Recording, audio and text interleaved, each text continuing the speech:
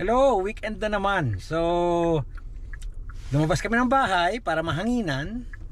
And I think it's been a long time since nag-food vlog ako. So, let me share with you yung lugar na pinupuntahan namin para kumain, manginain basically. Alam niyo naman yung lang hobby namin ni Miss Barot. Dito sa tabi ko, baka akalain, pakita ko yung balikat. Yan, balikat. Ayaw pakita kasi may sakit eh. Anyway, may nginain kami, share namin sa inyo kung saan kami kumakain na lagi na yung pinupuntahan. Kilala na kami dito. Mamaya ako kwento yung detail paano kami nakilala. Stick around para pakita ko sa inyo kung ano yung mga kain namin and malimit yung gusto kong kinakain. And malaman nyo kung magkano lang ito. Alright? So, antayin nyo.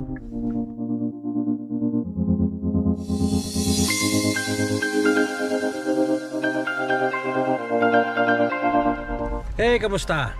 Anong balita sa inyo? So, nag-drive kami dito siguro mga 30 minutes from our home para manginain on a weekend.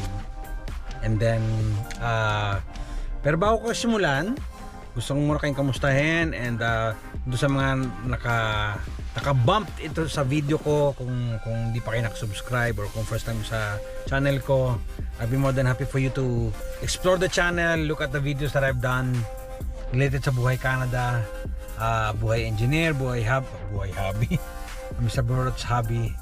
So have a look and then subscribe, like and comment if you think it helped you. Alright, so para magtuloy-tuloy naman ako. Alright, so bumaba na si Mrs. Barurot. So baba na rin ako dahil nandito kami ngayon sa dito kami Mrs. Barurot sa Young, kita ba? Young Great Wall Buffet.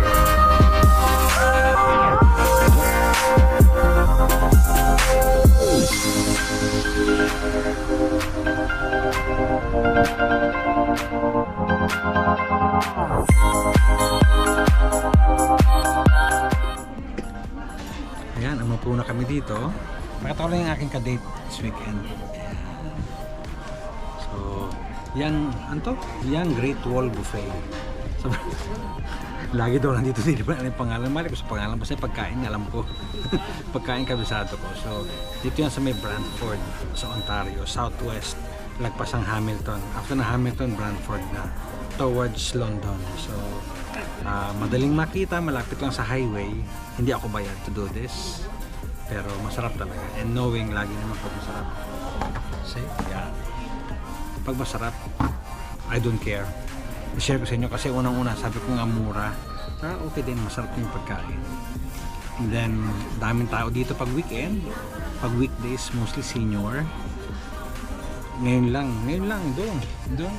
May isang table ng mga kababayan. So, pag nakita nyo to, like nyo lang. Baka nakasabay namin kayong kumain dito sa Young Great Wall Buffet. Young Great Wall Buffet, okay? So, punta na tayo sa buffet table, gutom na ako.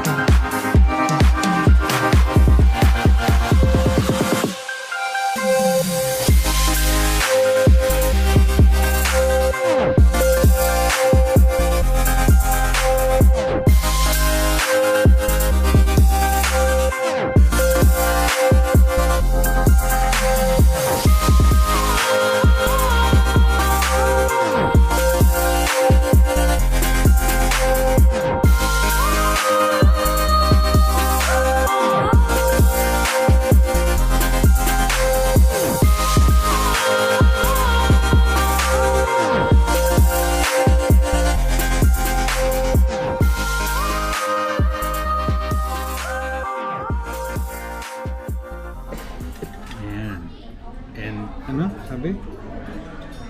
And now, The end is near.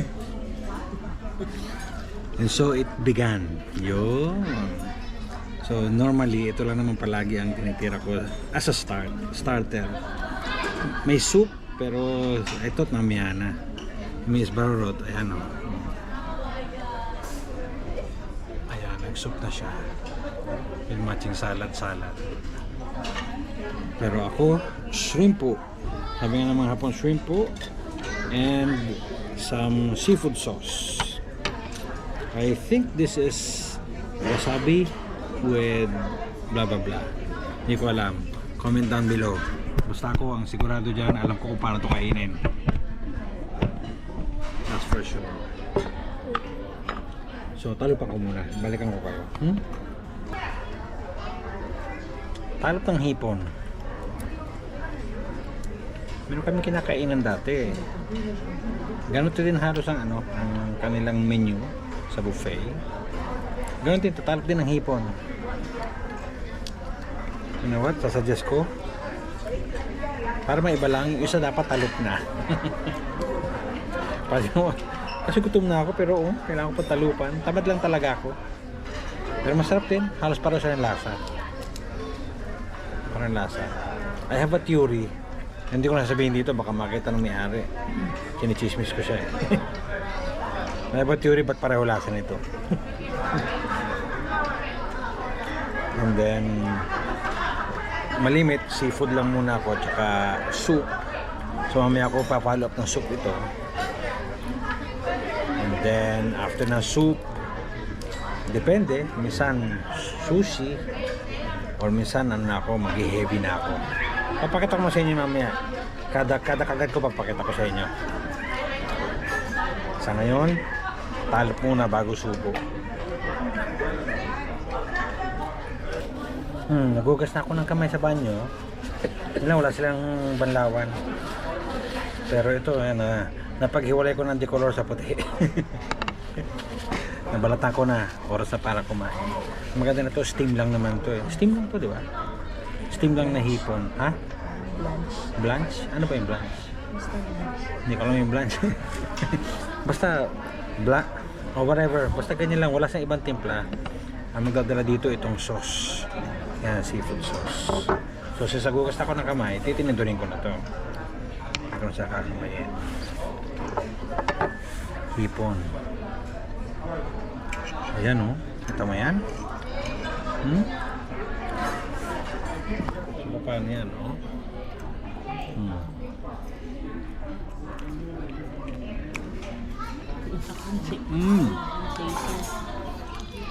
Sarap.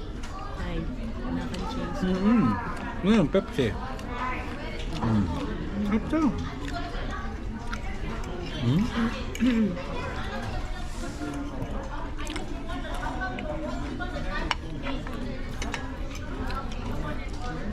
Okay lang yung I think okay lang yung walang ibang flavor ng hipon, kundi yung hipon lang. Kasi pag walang sauce, manamis-namis siya. Pero iba talaga pag may sauce. Kaya nga tinawag seafood sauce to eh.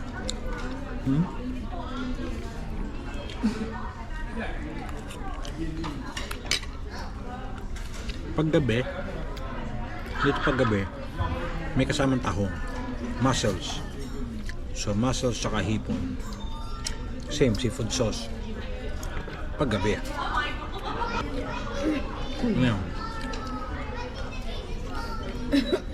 Paggabi or dinner or pag may special occasion, dinner lang. Dinner daw.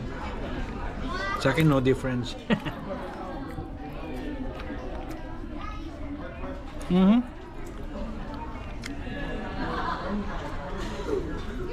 Naturang barat. Okay, ubusin ko na to. And then parating natin yung ibang handa ni Mayor.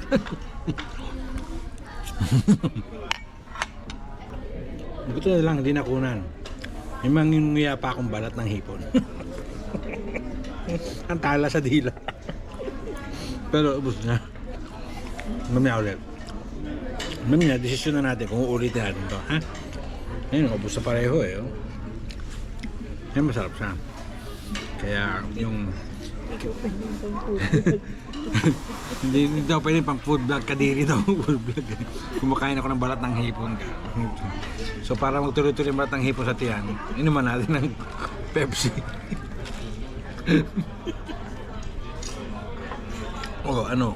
Lalaban ka pa? Wala na, diretso na. Matutunaw din yan. Ano ba naman yan? Diba? Yung balatang hipon, diretso na. Hindi naman lahat. Kapraso lang, miniiwan ako na shell. Ayan. Gumuguhit yung balatang hipon. Kuha na tayo na iba.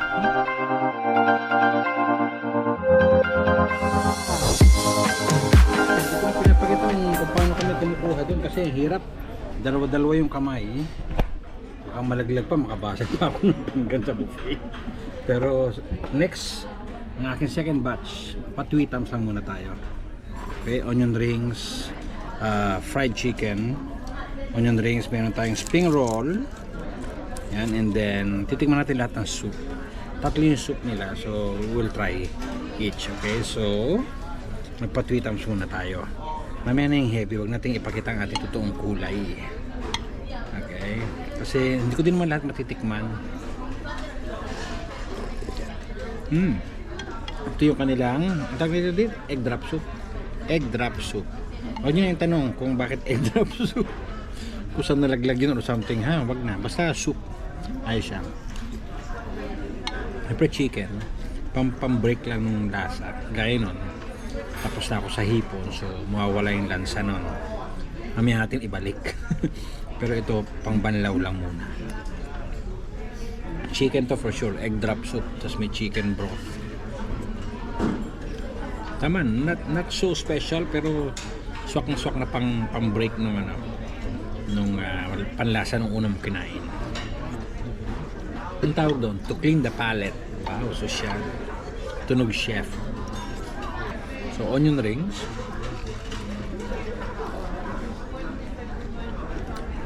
Hindi siya bagay. Na naman. Pero pwede na.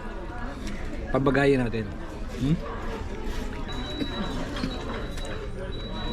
Crispy siya, bagong luto, bagong lagay nung kinuha ko. Hindi ako maganda ugaga dun Hawak to. Ayoko naman pahawak kay Miss Pearl kasi kumakain din So, okay lang. You can get around with it.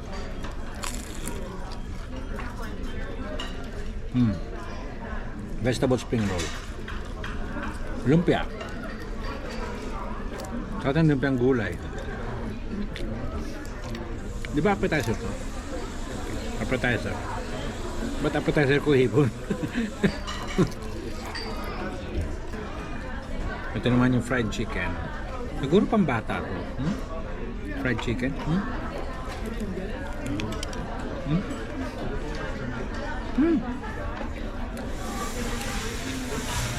Doon lang kita ng sausawan dun Dapat gravy, no? Soup. Inubos ko lang. Yan, bakante na ulit. Pwede na ulit i-refill. Tama-tama, konti yung tao sa buffet table. Kasi naghahanap kami ng mga kainan na on the way, papauwi ng bahay. Galing kami ng around Tilsonburg. Tumidigay na ako, this is not good. So galing kami ng Tilsonburg. Sabi namin, hanap tayo ng mga kainan. Dapat pupunta kami ng London. Sabi na, hindi ka na, gutom na tayo para at least kuhain tayo malapit sa bahay. So nag-search kami. So sabi na, since buffet siya, pwede na yan. Since buffet. So pinatuloy namin, pinuntahan namin. Yun nga, nakita namin dito siya sa Brantford. Ayun, I can recommend it to everyone. I-try nyo. Okay? I-try nyo. Kasi for us, malimit kami dito. As in, regular na halos kami dito. Siguro mga twice a month? Almost, mga ganun. And we have good reason bakit. Pero hindi ko mabigay yung reason. Mag-refill muna tayo. Ayan. Nagsalamin ako kasi hindi ko makita yung ulam. Pero third round, magbanlaw tayo ng ating palette.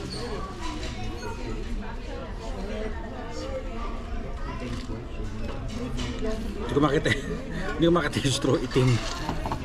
Ano pa si Miss Parurot to sa buffet table. Pero nasa third round na ako. Meron tayong hot and sour soup. Ayan. And then kumuha ako ng garlic bread. But mukhang breakfast yata ito na. Meron akong garlic bread, a lot of bacon, then meron akong meat pie. Yan, meat pie. And honey garlic rib. Pakita natin. Yan, honey garlic rib. Matatawa ka kasi wala na yung rib, nalaglag na, which is good. That's good kasi malambot yung karne, ibig sabihin. So, subukan natin. Subukan natin. Meat pie muna.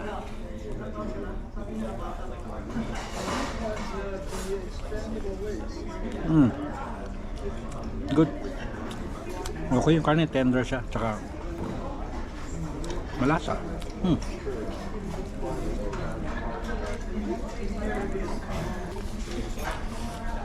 Tapos ang tawid. Sarap.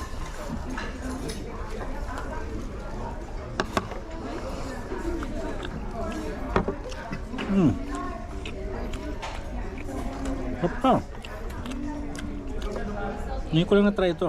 Hot and sour soup. Tsaka yung meat pie. Bagay siya.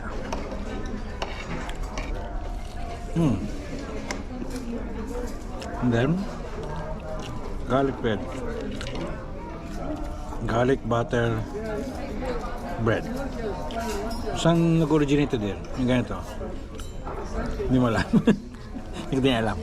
Alam ko lang nag-originate sa buffet table. Kakainin ko na. Ito lang malamig, no? Ano dito bagong labas eh. Pero manamis-namis yung butter niya. Ito talaga yung ano. Ito.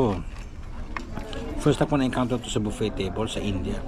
When we went to India, nung nag-speak ako sa conference, ito isang bundok na ganito. Halos bangungutin ako sa sobrang tuwa ko. As in, isang bundok na bacon. Kapag nakita ko ito, naalala ko yung trip namin sa India. Pork to, di ba? Pork din sa India. Meron din sa Dubai, pero malimit beef bacon. Nag-buffet na kami sa Dubai, or actually Ras Al Khaimah. Alam to ng mga taga Middle East sa UAE. Nag-buffet kami sa Ras Al Khaimah. May beef bacon, pero may nakahiwalay na table na pork bacon. Nakahiwalay na table. Naka-identify din ng pork kasi bawal ang pork, diba, sa mga Muslim. Pero dito, I think generally pork.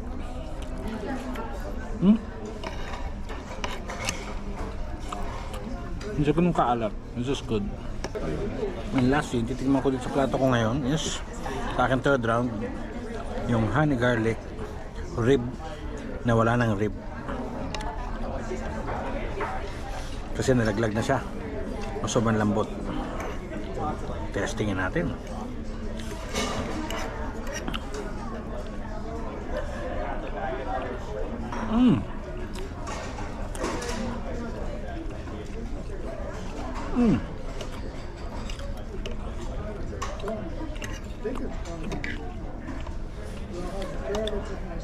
Tama-tama lang yung luto nung ano, nung laman.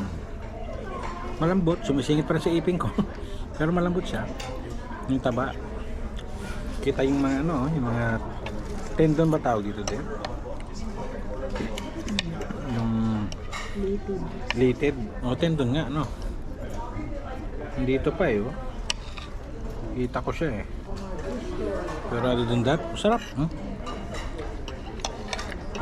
Busi ko muna to and then tirahin natin yung susunod. Kuha tayo ng ano. Ito yung malimit kong finale. Beef, heavy meat. May naghihiwa pa eh. Gusto ko solo ko eh.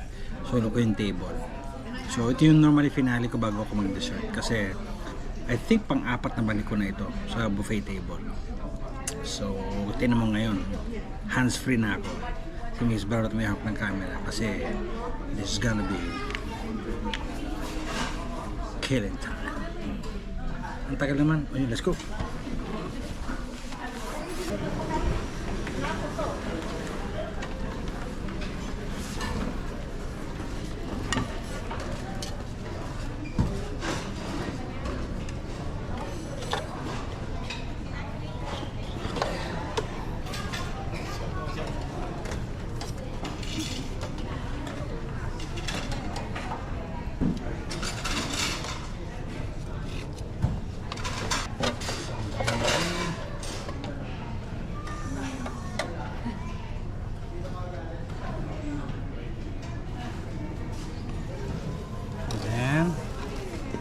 tayo na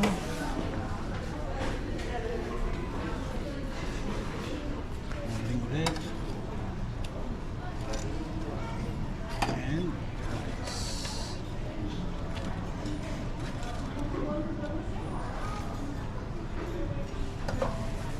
what else?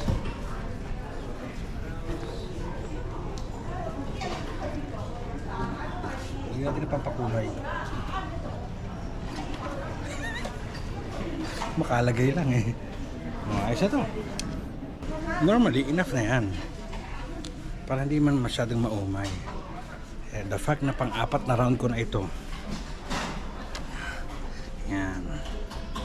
Roast beef na may gravy. They call it the brown gravy. Kita niyo yung mga iba pa doon, mga wings, honey garlic wings, barbecue wings, may gulay na maliit ako nila para maiba yung kulay.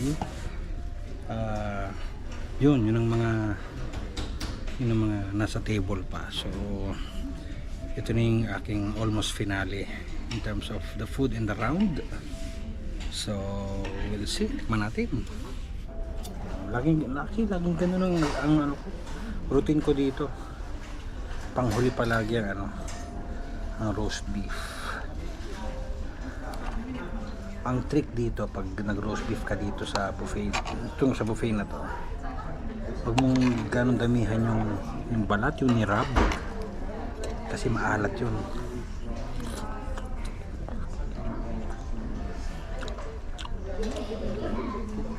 And interestingly, hindi kasi alat ng mga before. Nag-improve na siya. Parang seafood sauce kanina, malasa na siya, hindi na siya gaya ng bland na kaunti before. Ternohan mo ng fries tsaka ng onion rings, para ka na sa steakhouse.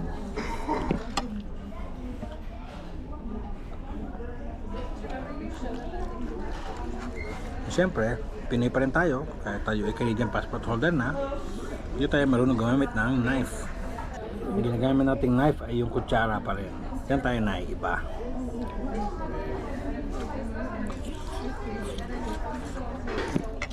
Yan mo yung kadate ko.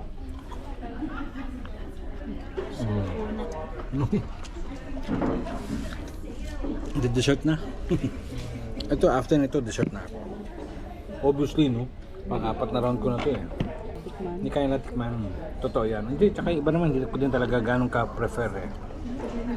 Miss Barot, mahilig sa pansit. Makita ko nagpansit na sa kanina. Ako hindi mahilig sa pansit. Hindi ko pa Pansit. may fried rice pa doon. May fried rice o yung kanin, hindi na ako pagkanin. May fish din. Napapalang doon, meron pang beef doon na na parang nakasote sa onion, no? Parang pepper something. Mga sweet and sour. May mag-sweet and sour. May chicken balls pa doon, ano? Sweet and sour. So medyo hindi makaya talaga. Kaya naka-organize yung pagdampot ko kasi ito mga prefer ko talaga.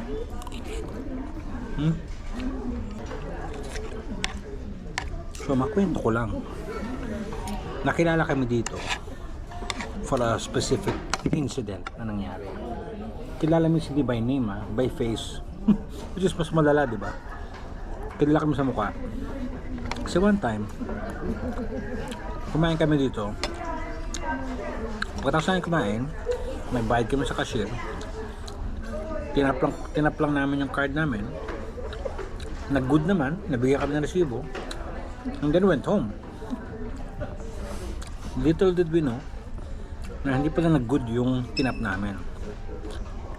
So, in short, yung cashier tsaka yung mga waiters dito, tandaan yung mukha namin, akala nila kumain na kami ng walang bayad.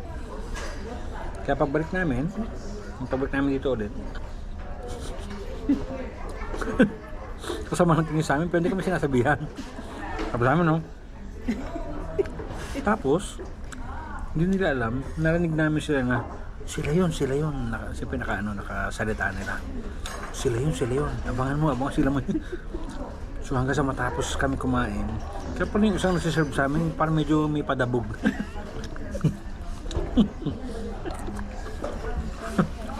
Kasi, akala tinakbuhan. Mga akala tinakbuhan, tapos ikinarta sa kanila. Maintindihan namin yun. Eh, di tinanong kami, paglabas namin, tinanong kami, nung time na yun. Tumanggi pa ako. Ang sabi ko pa, hindi kami yun, hindi kami yun. Kaya lalong tumatak eh.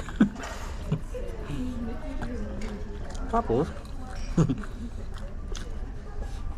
sabi namin, hindi kami yun. Tapos ko yung tinanong kung ano nangyari. Inulit ko ulit, hindi kami yun. So, pag uwi namin ng bahay, sabi namin sa sasakyan, baka nga tayo yun, ano? Sige, check natin sa resibo mamaya. Kasi tinandaan ko yung oras, yung resibong pinakita sa akin, tinandaan ko yung oras, kung magkano yung nakain, tsaka yung date. Sabi ko talaga, hindi kami yun. Pero nung pauwi na nga kami, chinek namin, but check natin yung resibo. Pag tinanong sa resibo, parehong pareho. Sabi namin, kami nga yun. So, tinawagan ni Mrs. Barorot. Tinawagan niya na ganyan-ganito. So, binalikan namin kinabukasan, no? Binalikan namin kaos. Kasi sabi naman namin, kung talagang tayo yun at hindi pumasok yung bayad, babayaran natin. Nakakaawa kasi kinakalta sa kanila yun eh.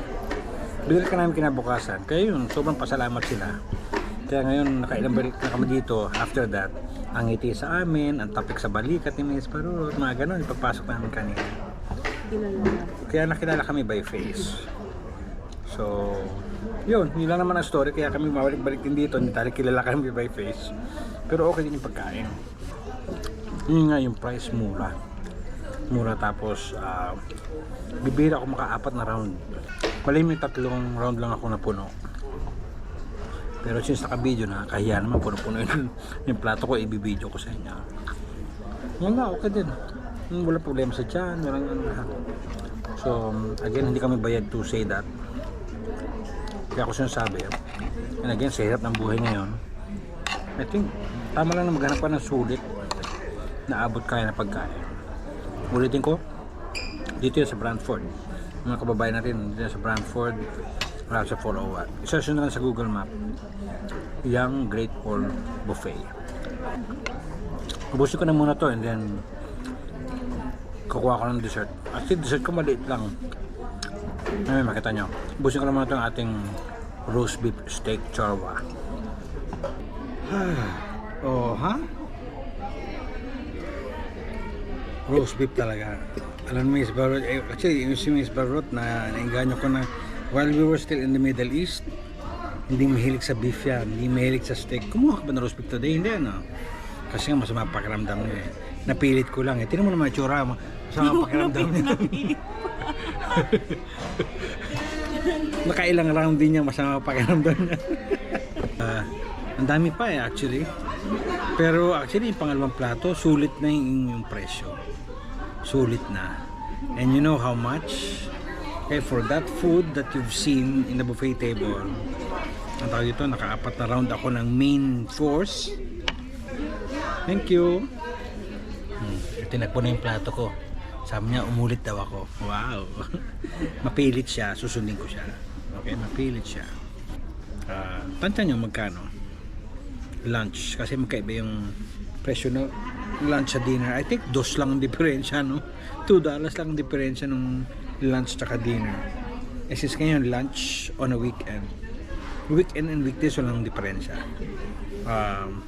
Hulaan nyo magkano. Kuha akong dessert. Diyan ka muna, ha?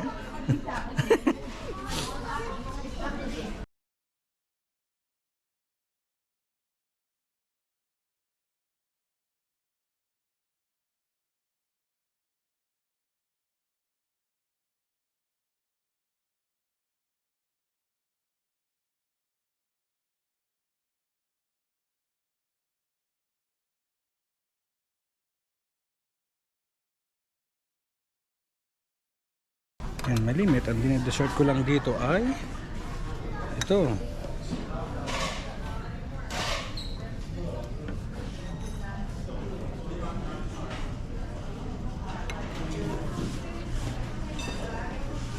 Okay na to sa akin. Malimit. Pag mayroong creme brulee, wow, sosyal. Pag may creme brulee or may maraming selection ng macaroons, yun, mapapasabak ako ng dessert. Pero dito, maliban doon sa mga gelatin, tsaka fruits na tinitira, may cake din, may cookies. Ito, masaya na ako, rice pudding. Hindi ko alam kung nabanggit ko na sa ibang vlog namin. I think marang nabanggit na rin ni Miss Barut one time. Kung kakanin yan, ubos yan sa kung kakanin, biko, bibingka, suman, leche plan, kalamay, lahat ng mga native. Ang dila ako, dilang Batangas, dilang native. Kaya itong kinuha ko, ang tawag nila ito ay rice pudding. Rice pa din, malagkit pa rin. The rest iniiwan ko na, hindi ko na sa type. Kaya ang dessert ko lang for today, despite of the 4 rounds of plate, hindi ko pa nasubukan yung isang soup. May isang soup pa yung wonton, hindi na pa din pala kaya. So dito tayo sa rice pudding. Ang rice pudding, ano ba naman na rice pudding, my friend? Rice at saka pudding. Kasi ito parang puro pudding, wala yung rice. Pero okay na rin sa akin. Juicy pa ba ako? Pag nalaman nyo kung magkano, hindi ka na magiging juicy. Ako maingay lang ako kumain, maingay lang magkomentaryo, pero okay sa akin to, rice pudding. Rice na puro pudding. Hindi, rice pudding na puro pudding. Konti lang ang rice. May little sprinkle of cinnamon powder. May cinnamon powder pa. Walang ganyan sa Batangas. Oo nga pala. Oo nga, yung sabi ni Sparot na, no? Yung inimbita ka sa birthday, kanya-kanyang bayad kay KB. Mag-birthday ka mag-isa.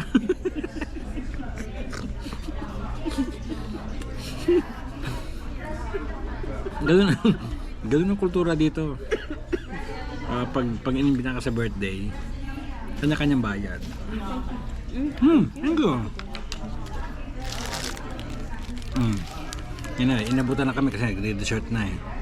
Dati nga hindi pa kami nagde-dessert, inabutan na kami. So,